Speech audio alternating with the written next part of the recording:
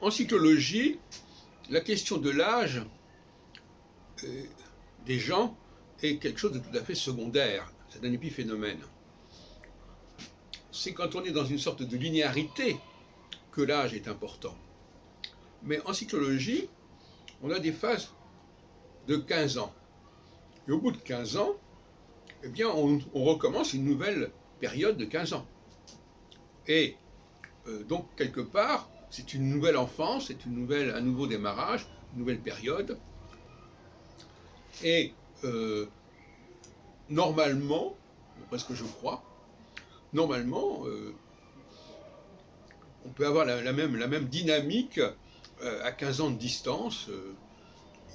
Ça redémarre, ça repart.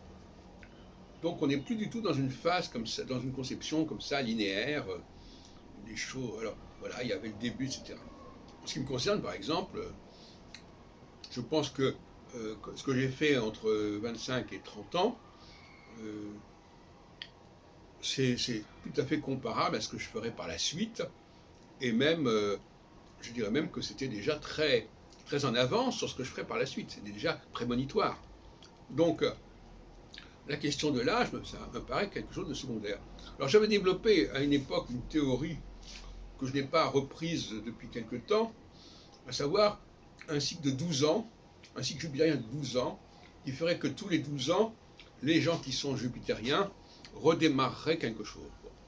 Enfin, je l'ai laissé de côté parce que ça fait un peu double emploi.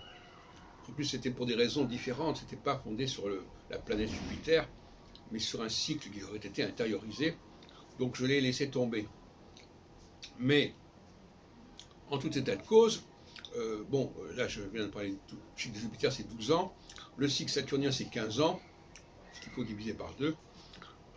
En tout cas, tous les 12-15 ans, il y a un redémarrage, on repart sur de nouvelles bases, on retrouve un nouvel élan, une nouvelle motivation, et un nouvel impact. Et par conséquent, comme je le disais, la question de l'âge, au sens le plus basique du terme, n'est pas fondamental en astrologie.